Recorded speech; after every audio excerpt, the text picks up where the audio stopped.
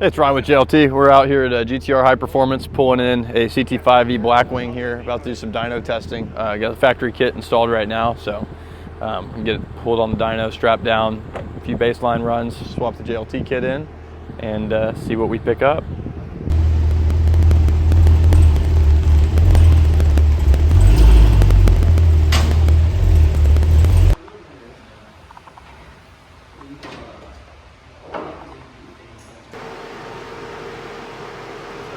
V on your left side, and then you twist that knob till it's inactive. Yeah.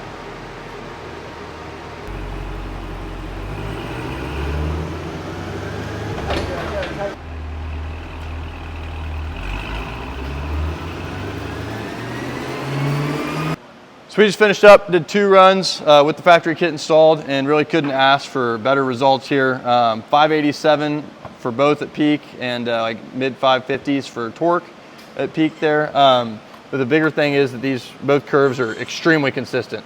So on top of each other, basically, so it's gonna be a great baseline. And then also this 587 number is right in the neighborhood of what we've seen online. So this is a 6-speed manual car.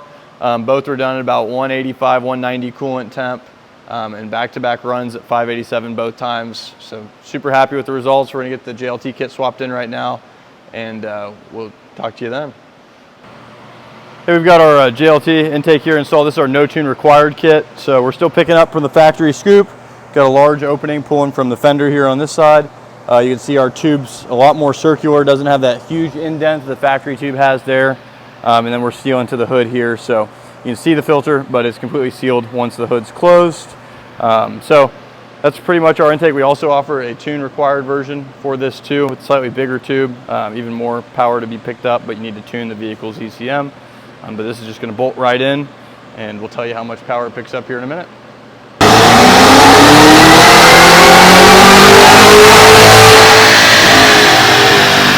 So we just wrapped up. We made 598 on both runs with the JLT. This car is one of the most consistent cars we've ever had on the dyno here. 587 on both of our stock runs, 598 on both of our JLT runs.